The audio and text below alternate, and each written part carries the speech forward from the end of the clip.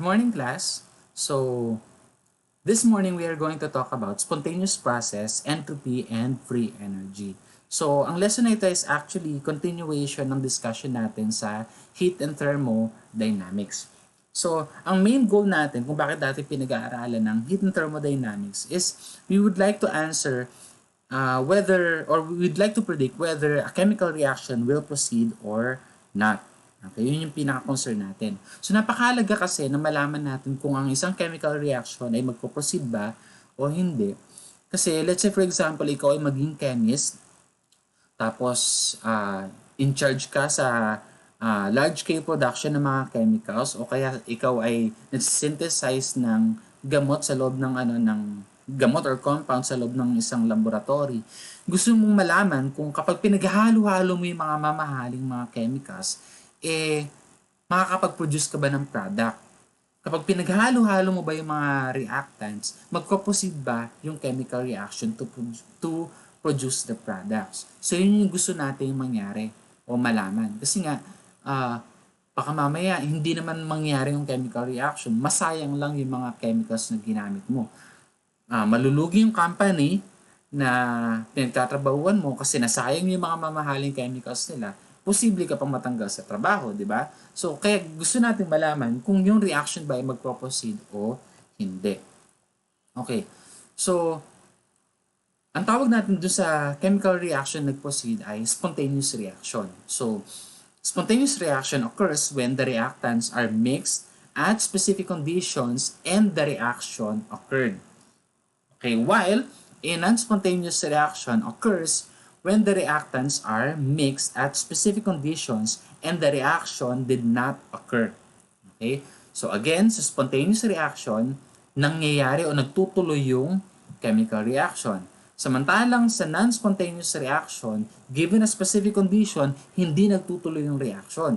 So yun yung non-spontaneous. So medyo confusing pa para sa iba siguro yung term na spontaneous. So ano ba yung ibig sabihin talaga ng term na spontaneous? According to Merriam-Webster Dictionary, spontaneous means developing or occurring without apparent external influence, force, or treatment.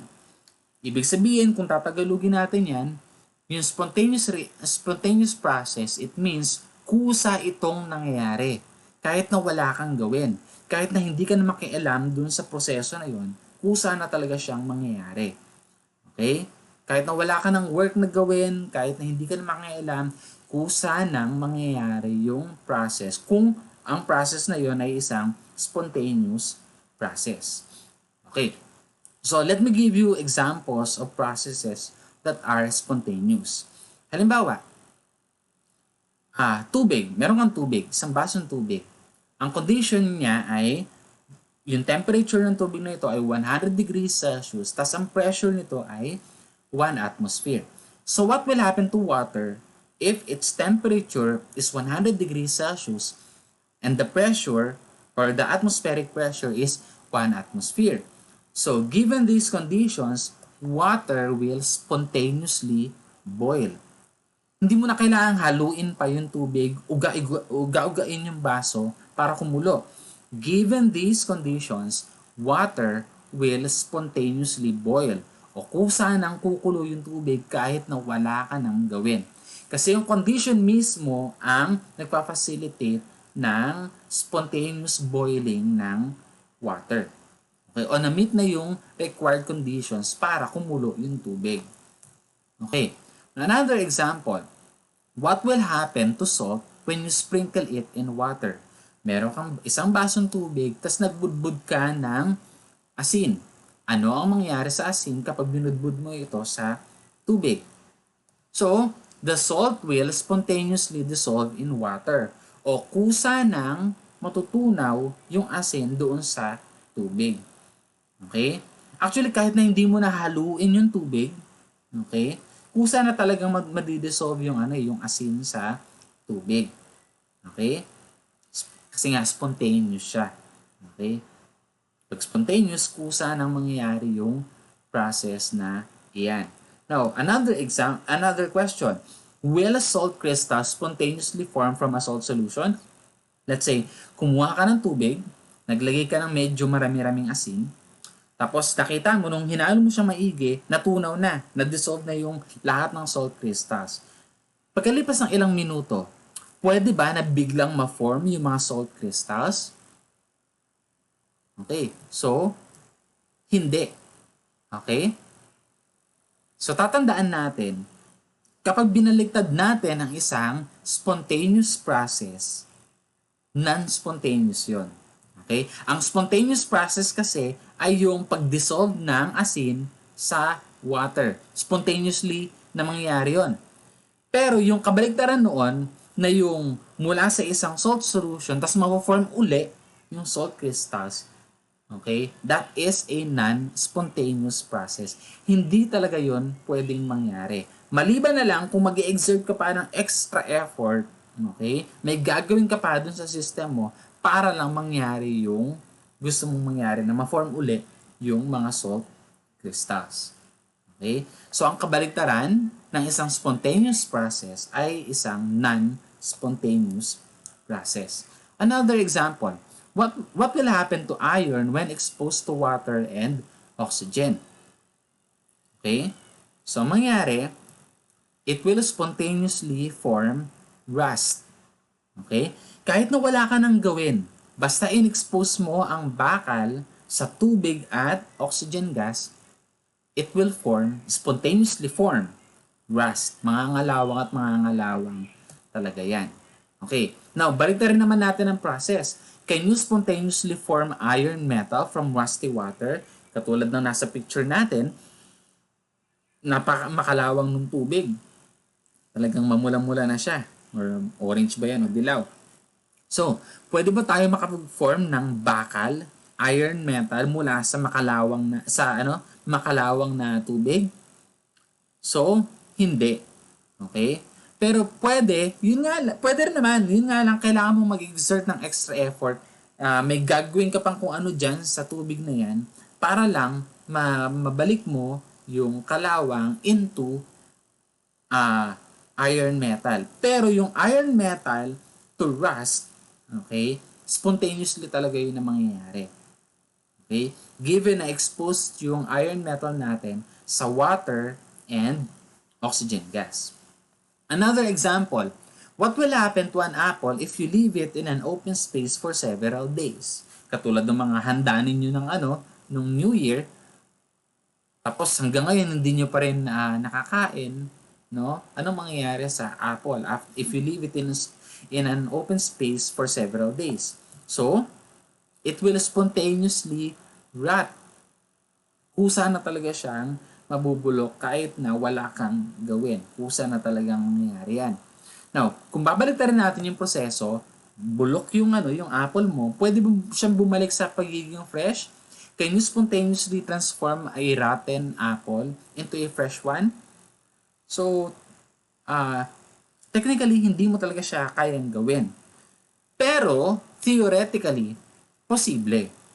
Okay? Na yung mga chemicals na bumubuo dyan sa apple na yan, pwede natin siyang ibalik sa original na chemical niya nung yung apple ay fresh pa.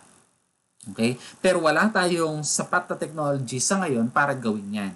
Na yung rotten na apple gagawin nating fresh uli. Posible siyang mangyari, again, theoretically, pero wala tayong sufficient technology as of today para gawin yan.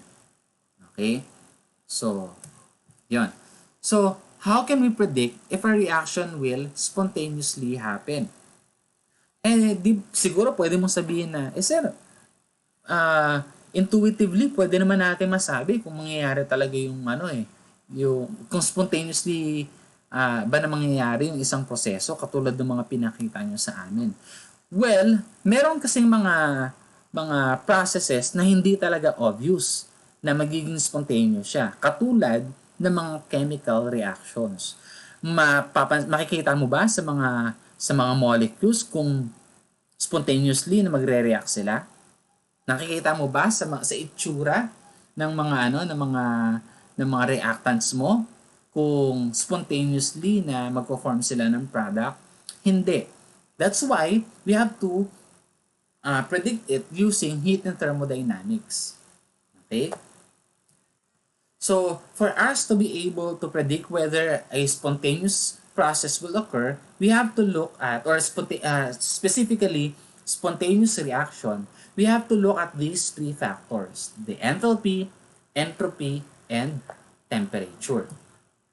So, itong enthalpy na discuss natin nung nakaraan. Ang symbol natin for enthalpy is delta H, change in enthalpy. So, enthalpy is a thermodynamic quantity used to describe heat changes taking place at constant pressure. So, pag sinabi natin enthalpy, ito yung changes sa heat ng isang system at constant pressure. Now, most exothermic reactions are spontaneous. Again, pag sinabi natin exothermic reaction, di ba, there is a release of heat. Okay? Mula sa system, lumalabas yung heat. Okay? So, sabi dito, most exothermic reactions are spontaneous. Halimbawa ng mga exothermic reactions na spontaneous, once na ma-meet mo yung mga requirements, burning of wood will spontaneously burn. Wood will spontaneously burn. Digestion of food will release heat. Ganon din yung burning of food. It will release heat. Spontaneously na mangyayari yan. Kapag, let's say, yung digestion ng food, nasa sikmura mo na siya, nandun na yung mga chemicals, magre-release siya ng heat at spontaneously na mangyayari. Ganon din ang pagkabulok ng meat. Okay? Spontaneously din na nangyayari yan. Okay? At nagre-release siya ng heat. Ganon din yung mga reactions ng acid, spontaneously na nangyayari at nagre-release din sila ng heat. So, most exothermic reactions are spontaneous.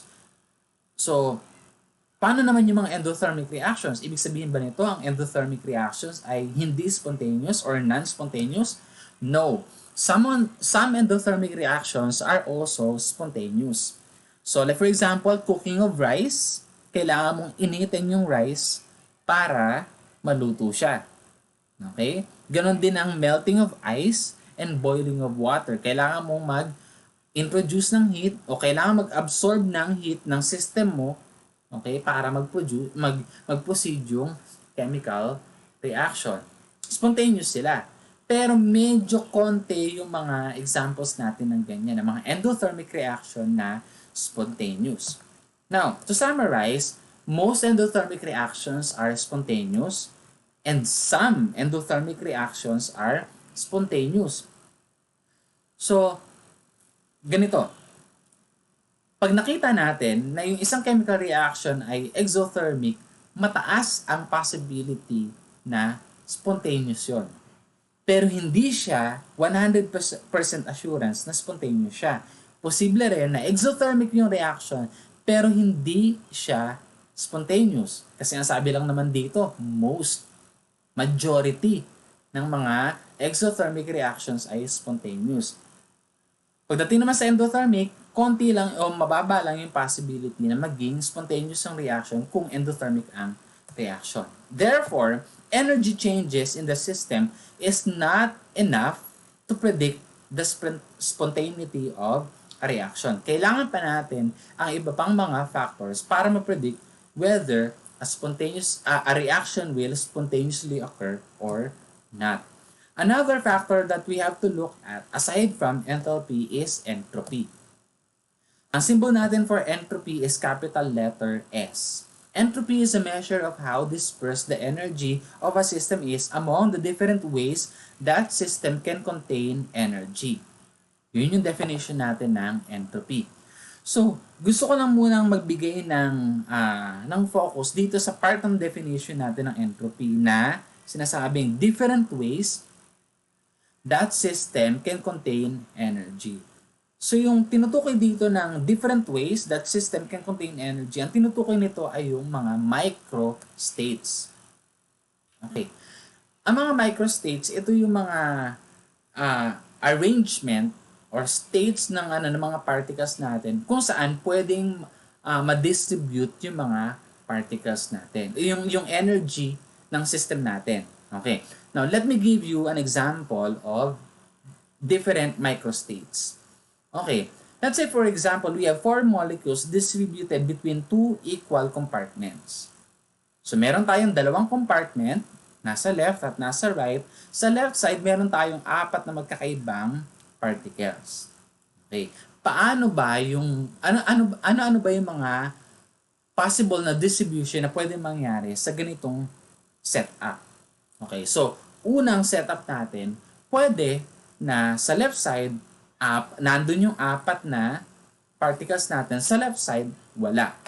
Another possibility ng pagkakadistribute natin ay tatlo ang nasa left, tatlong particles ang nasa left side, isa yung particle na nasa right side. Pero yung nasa right side ay yung particle na kulay green. Pwede na yung red naman. O kaya yung blue or yung yellow. Okay? So pwedeng magkakaiba yung mga possible na arrangement natin dun sa distribution na yan. So yung apat na yan, di ba? Apat yung naipakita natin na sa ganitong setup na tatlo sa left, isa sa right. So apat yung possible na microstates natin, yung mga conditions na yun. So isa, dalawa, tatlo, apat. So yung apat na yan yung mga possible na microstates for this kind of distribution na tatlo sa left, isa sa right. No, so marami pa tayo iba pang mga possible na microstates. Pwedeng, or distribution. Pwedeng dalawa sa left, dalawa sa right. Pwedeng isa sa left, pwede tatlo sa right.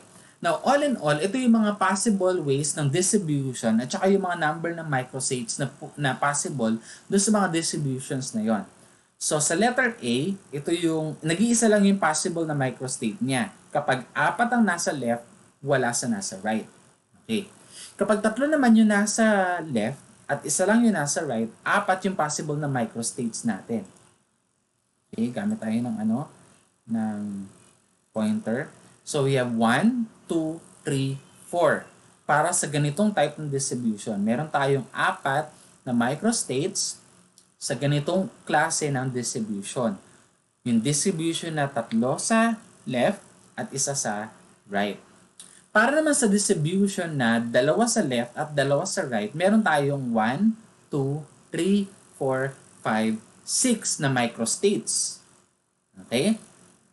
Para naman sa distribution na isa sa left at tatlo sa right, meron tayong 1, 2, 3, 4 na microstates. Okay? O kumbaga yung mga possibilities. Yung mga microstates, pwede natin siyang i-relate sa term na possibilities.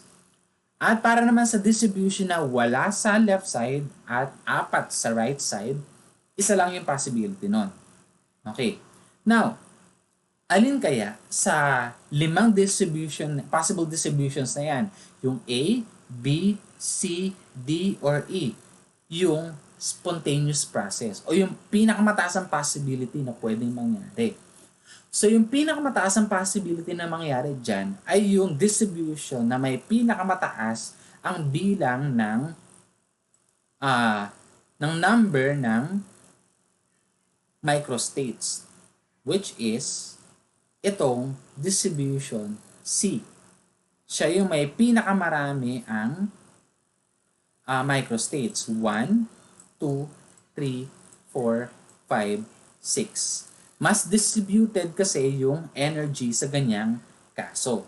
Okay? Mamaya mas ma-elaborate pa natin yan sa pag-discuss natin ang second law of thermodynamics.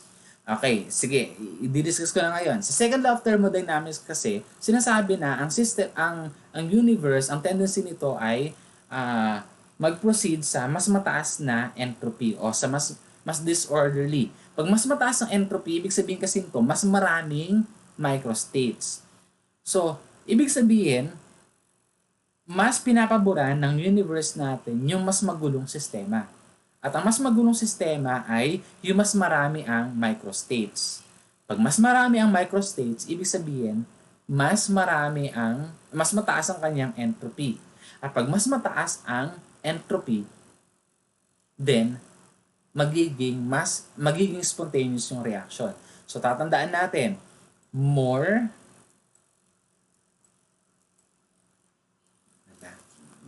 wait, gamit tayo ng pen. Susulat pala ako, nakalimutan ko i-set up.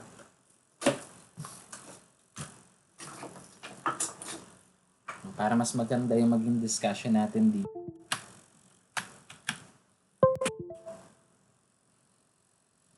Silipin natin.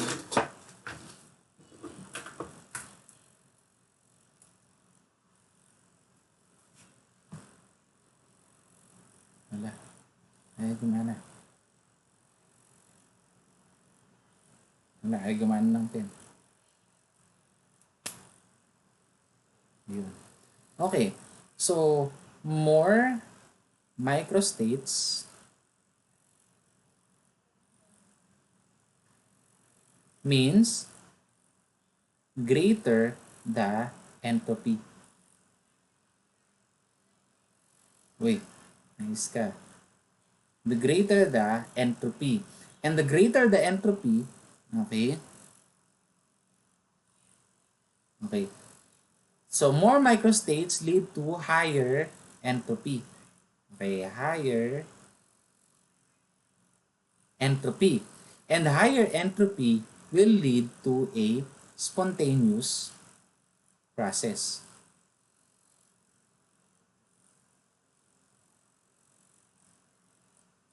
Okay? So, tatandaan natin yan.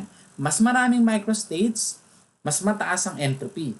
At kapag mas mataas ang entropy, mas magiging spontaneous yung isang process. At sa lahat ng distribution na yan, again, ang pinakamataas ang number ng microstates ay itong distribution C. So therefore, ito yung pinakaposibleng mangyari sa lahat ng distributions na yan. Okay? So, let's have some examples para mas lalo natin maintindihan ang entropy. So, which has more dispersed energy? Ice or water? So, saan mas mataas ang dispersal ng energy? Sa ice o water? Pag pinag-uusapan natin ang dispersed energy, ibig sabihin nito, kailangan mas marami yung microstates natin. Mas marami ang microstates, mas nadi-disperse ang energy. Kasi mas marami nga yung kung saan yung mga microstates na kung saan pwede mo ma-distribute yung energy. So, more dispersed ang energy kapag mas mataas ang bilang ng microstates mo. Okay, so ano yung sa dalawa? Yung mas mataas ang, o mas marami ang microstates.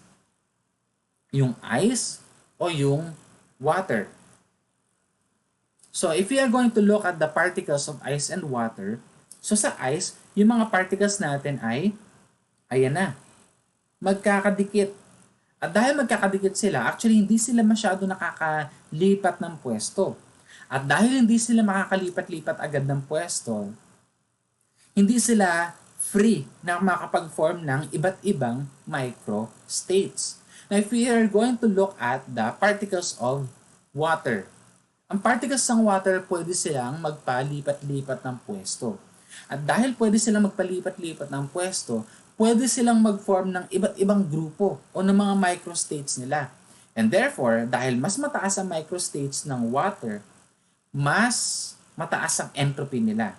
At pag mas mataas ang entropy, mas madidisperse o mas maikakalat ang energy ng system natin. Okay?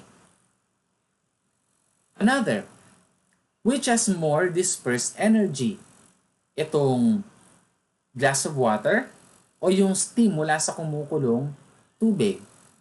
So again, mas dispersed ang energy kapag mas mataas ang bilang ng microstates. So sa alin ba mas mataas ang bilang ng microstates? Sa tubig o sa steam?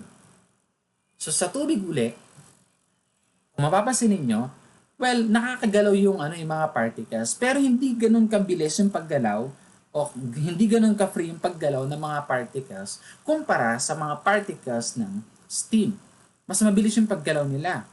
So, kapag mas mabilis ang paggalaw nila, mas disorderly sila, mas mataas yung possibility na makapag-form sila ng mas maraming microstates kumpara dito sa water. Okay? So, therefore, mas dispersed ang energy sa steam kumpara sa water. Okay? Now, another example. Kapag let's say meron kang solute na hindi pa nadidissolve sa ilalim ng solvent mo. Ito yung solvent, ito yung solute, hindi pa sila nadidissolve. Tapos ito naman yung solution na na-dissolve na yung solute sa solution. Sa tingin ninyo, saan mas disperse ang energy? Again, mas dispersed ang energy kapag mas marami ang microstates. Saan dyan sa dalawa, mas mataas ang bilang ng microstates? Doon sa magkahiwalay yung solute and solvent o na-form na yung solution o magkahalo na ng maigi yung solute at ang solvent. So, mas dispersed ang energy dito sa solution. Okay, bakit? Kasi nga, dito, konti lang yung microstates natin. Una ay yung microstates ng pure solvent lang. Yung mga solvent, pwede rin sila mag-form ng mga microstates nila, di ba? Maggrupo-grupo sila. Okay? Tapos may microstate tayo ng solute. May microstate din tayo ng mga solvent na nakikipag-interact sa solute. Okay? Pero dahil hindi nga well-distributed yung solute at saka solvent, medyo nagiging limited yung possible na number ng microstates na pwedeng ma-form. Di tulad sa solution. Okay? Sa solution, pwedeng napakaraming mga possible na mga microstates ang pwedeng mabuo. At dahil mas marami yung mga microstates na pwedeng mabuo, okay, then, mas mataas yung kanyang amount ng energy na kaya niyang i-disperse. Mas mataas ang number ng microstates, mas mataas yung magiging entropy niya. Ibig sabihin, mas maraming energy ang madi-disperse and therefore, mas magiging spontaneous yung process mo. Okay, another example. Which has more dispersed energy? Yung reactant lang na hindi ganyan pa lang yung arrangement nila o yung mga products. Take note, both reactant and product are gases, are in gaseous space. So, alin sa kanila ang mas dispersed ang energy? Pareho naman silang gas. So, alin dyan yung mas dispersed ang energy o mas mataas ang entropy? Okay. In this case, mas mataas ang entropy ng reactant. Bakit? Kasi mas marami yung mga particles natin na pwede maggrupo-grupo to form different microstates. Di tulad ng product natin na magkakakombine na. Kasi dito magkakahiwalay pa sila So marami pa silang pwedeng mga magkumpul-kumpulan to form different microstates. Pero dito kasi nabawasan na yung mga number ng particles na pwedeng magkumpulan. Okay? To form different microstates. Okay? Dito pwedeng ito ang magkumpulan. Yan. O kaya sila dito. O kaya ito lang. Okay? O kaya mag-solo lang siya, maghiwalay ito. O kaya itong grupo naman na ito. Okay? Pero dito medyo naging limited na nga lang sila kasi pwedeng siya lang, pwedeng ito, pwedeng ayan, silang grupo na yan, pwedeng ito, or pwedeng ito. Mas konti na yung possibility ng mga microstates na pwedeng mabuo. Dito sa reactant na to na mas marami yung mga number ng particles na pwedeng na available to form different microstates. So therefore, this will have a bigger or higher entropy compared to the product. Okay, now, na-discuss ko na kanina yung second law of thermodynamics. Medyo elaborate na lang natin ng konti. So, again, review lang natin yung first law of thermodynamics kasi nasa second na tayo. Ano ba yung first law of thermodynamics again? First law of thermodynamics states that energy cannot be created nor destroyed. It can only be transformed from one form to another. Second law of thermodynamics, it states that entropy of the universe increases in a spontaneous process and remains unchanged in an equilibrium process. Sa ibang mga statements na na pwede nyo ma-derive sa internet tungkol sa second law of thermodynamics. Sinasabi niyan na ang tendency daw ng universe is towards a higher entropy. Ibig sabihin, ang mga bagay sa paligid natin, ang tendency nito ay spontaneously maging disorganized o maging mas magulo o maging mas marami yung mga microstates ng mga bagay na nasa paligid natin. Okay? Pero sa ah, mga reactions, sa mga processes na at equilibrium, yung kanilang entropy ay unchanged o hindi nagbabago. Mas ma-elaborate natin yan sa susunod yung sa equilibrium process. Now, if we are going to translate this into mathematical expression, ito yung lalabas. For a spontaneous process, the change in enthalpy of the universe is equal to the summation of the change in enthalpy of the system and change of the enthalpy of the surroundings. Okay? At yung resulting change in enthalpy of the universe should be greater than 0 or positive for a spontaneous process. Tatandaan, dapat ang change in enthalpy ng isang spontaneous process ay positive. Okay? Hindi siya pwedeng 0 o hindi siya pwedeng negative for a spontaneous process. Para maging spontaneous ang isang process, again, kailangan ang change in enthalpy of the universe is positive or greater than 0.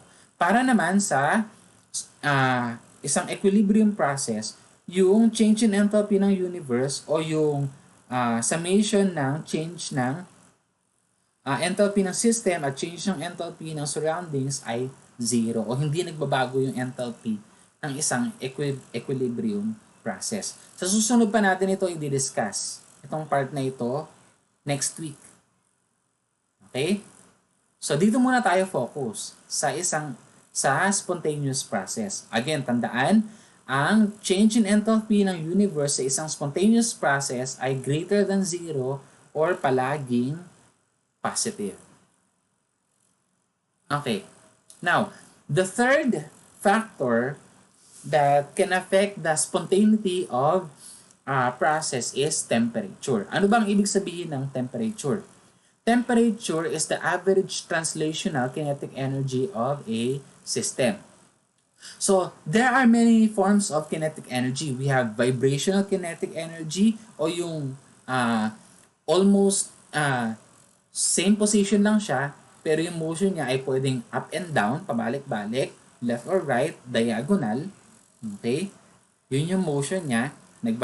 From the term itself, it's vibrating. Pwedeng ganyan, pwedeng ganon, pwedeng pa-diagonal, pwedeng paharap. Okay? For a rotational kinetic energy, ito naman ay yung pag-spin niya sa kanyang axis, pag-rotate. Okay? Parang bola na pinaikot-ikot. Parang ikaw na pinaikot-ikot ng ex mo. Parang ganon. So, that's rotational kinetic energy. While translational kinetic energy is the energy due to the motion from one location to another. Ibig sabihin, yung paggalaw ng particle from one position to another. So, yung paglipat-lipat ng position ng particle from one location to another, we call that as the energy or the translational kinetic energy. Yun yung energy ng bagay na palipat-lipat ang pwesto. Okay? So that is translational kinetic energy. So pag temperature ang pinag-uusapan, ang tinutukoy nito ay yung average translational kinetic energy. So sige, balikan nga natin. Alin kaya ang mas mataas ang average translational kinetic energy? Ayan. Yung ice or water? Alin ang mas mataas ang average translational kinetic energy? Yung ice o yung water? Sige, isipin mo muna. Okay. Dahil ang translational kinetic energy ay tumutukoy ay directly related sa temperature, therefore, kung alin ang mas mataas ang temperature, yun yung mas mataas ang average translational kinetic energy. O ibig sabihin, mas bibilis yung paggalaw ng particles nun from one position to another. Okay? So, alin ba ang mas mataas ang temperature dyan? Yung ice o yung water? Obviously, it's the water. Therefore, dahil mas mataas ang temperature ng water, mas mataas yung average translational kinetic energy niya. And ibig sabihin, kung mas mataas ang average translational kinetic energy ng tubig, ibig sabihin yung mga particles niyan, mas mabilis ang paggalaw from one position to another. Okay? Ganun din sa yung water versus steam. Obviously, mas mataas ang temperature ng steam kumpara sa water. So therefore, mas mataas ang average translational kinetic energy ng steam kumpara sa water. Kasi nga, mas mataas ang temperature ng steam kumpara sa tubig. Therefore, mas mabilis yung paggalaw ng particles from one position to another nung steam kumpara sa water. Okay. Paano naman kung pareho silang tubig?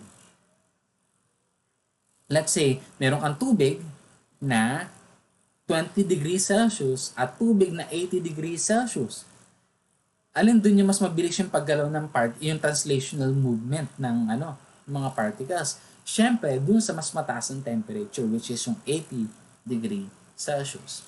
Balikan na natin ngayon yung temperature. Paano niya naapektuhan yung spontaneity ng isang process?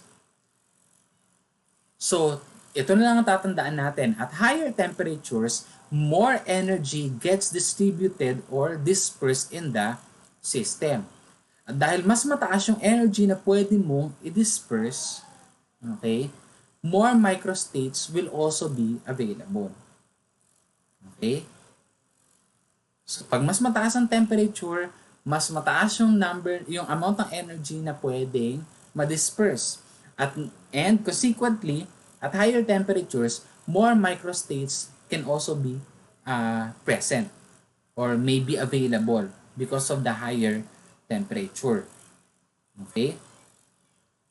So, checking of understanding, pero itong checking of understanding natin na ito, mas focus ito doon sa concept ng entropy.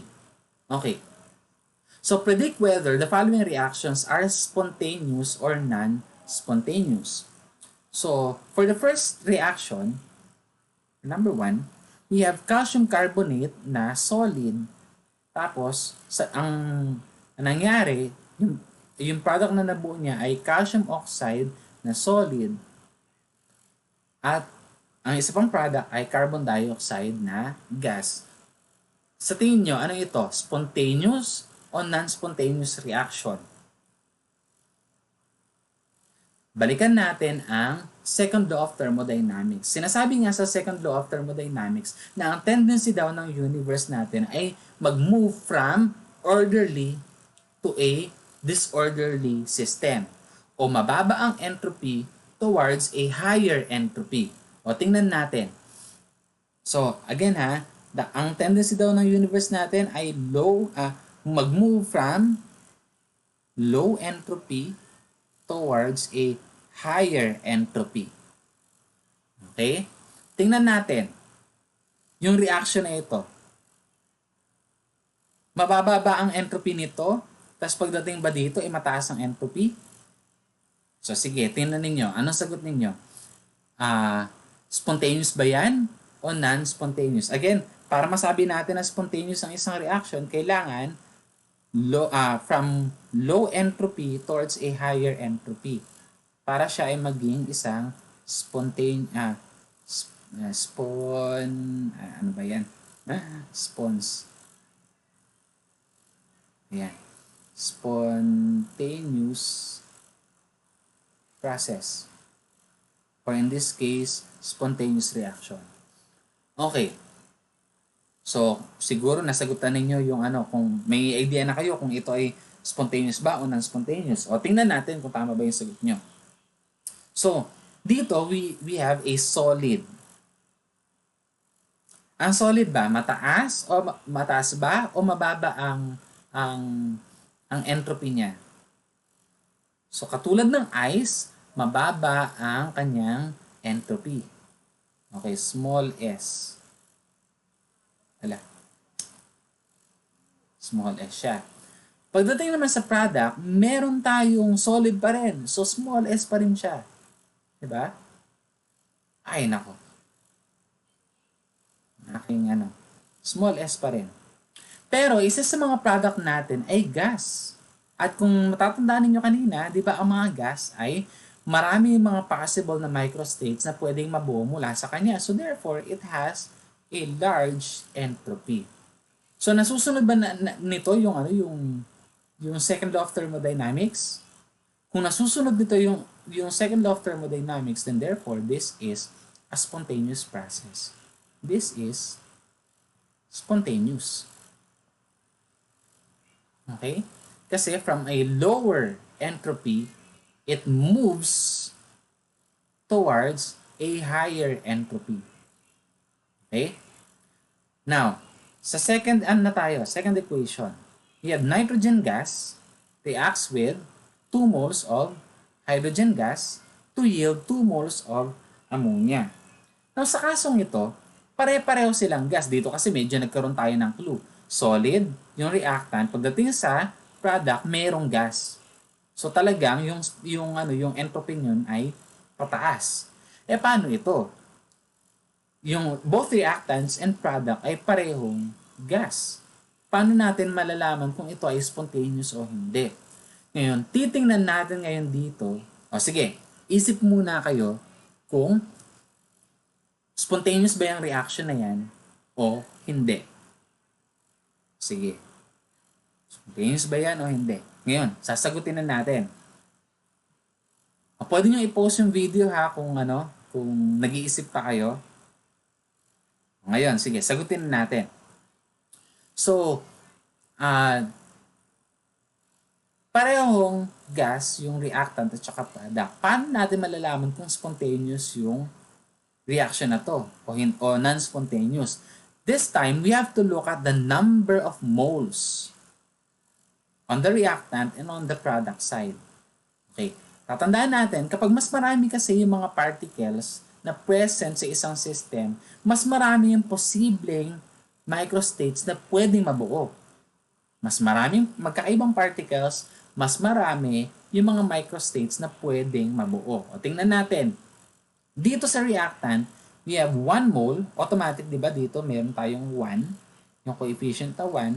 Pagdating naman sa hydrogen gas, meron tayong 2. So all in all, we have 3 moles.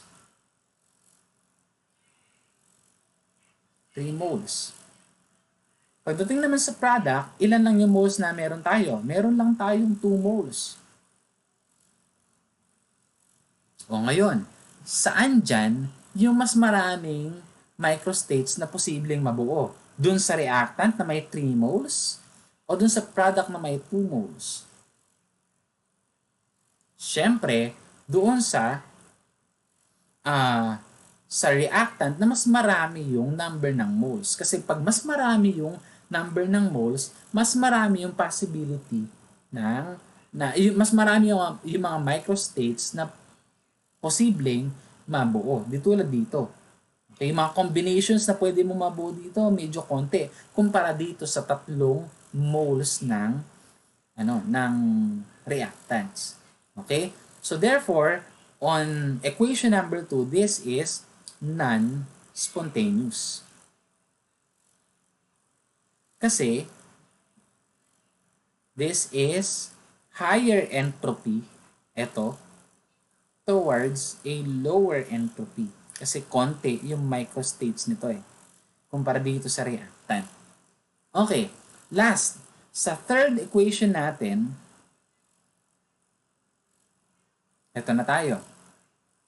Medyo tricky ito. Pare-pareho silang gas. At kung titingnan natin, meron tayong 1 mole ng hydrogen gas at 1 mole din ng chlorine gas. Pagdating sa product, 2 moles ng HCl yung nabuo. So, 2 moles. Tapos 2 moles din. Tapos pareho pa silang gas.